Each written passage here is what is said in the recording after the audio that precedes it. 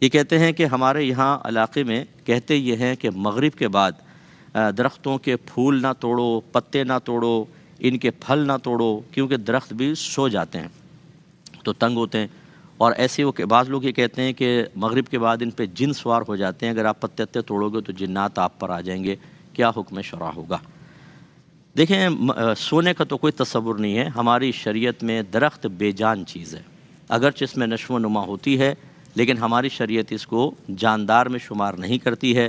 یہی وجہ ہے کہ حضرت عبداللہ بن عباس رضی اللہ تعالیٰ عنہما کے پاس جیسے ایک شخص آیا اور اس نے بتایا کہ میں تصویریں بنا کر روزی کماتا ہوں، اسکیچز وغیرہ بناتا ہوں، تو آپ نے فرمایا کہ جاندار کی تصویر نہ بناؤ ورنہ بروز قیامت اس پر عذاب ہوگا۔ اس کا رنگ فق ہو گیا، اس نے کہا کہ حضور یہ تو میری روزی کا ذریعہ ہے، تو آپ نے ارشاد فرمایا کہ درختوں کی بے جان چیزوں کی بنا لیا کرو۔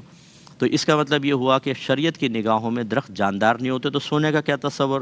تو آپ رات میں کہ پتہ توڑیں، پھول توڑیں، کوئی پھل توڑیں، توڑ سکتے ہیں، کوئی مسئلہ نہیں ہے۔ باقی رہے جنات کا معاملہ، تو یہ ضروری نہیں ہے کہ آپ پتے توڑیں گے تبھی جن صاحب متوجہ ہو جائیں گے۔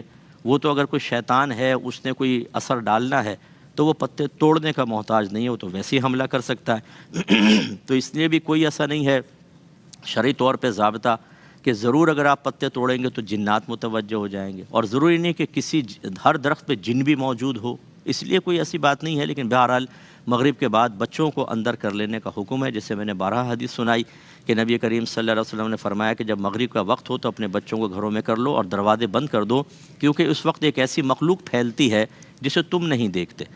تو یہ علماء نے لکھا ہے کہ یہ بعض اوقات ایسے ہوتا ہے کہ مغرب کے بعد جنات پھیلتے ہیں اور کسی بچے پہ اپنا اثر مرتب کر دیتے ہیں، لیکن وہیں پر جہاں اللہ تبارک و تعالیٰ اجازت دیتا ہے۔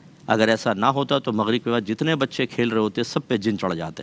تو اس لیے زیادہ کوئی بیجا وسوسوں کے اندر مبتلا ہونے کی بھی حاجت نہیں، اور یہ غیر ضروری اعمال و افعال بھی نہ کریں، لیکن اس طرح شرعی لحاظ سے کوئی حکم موجود نہیں ہے۔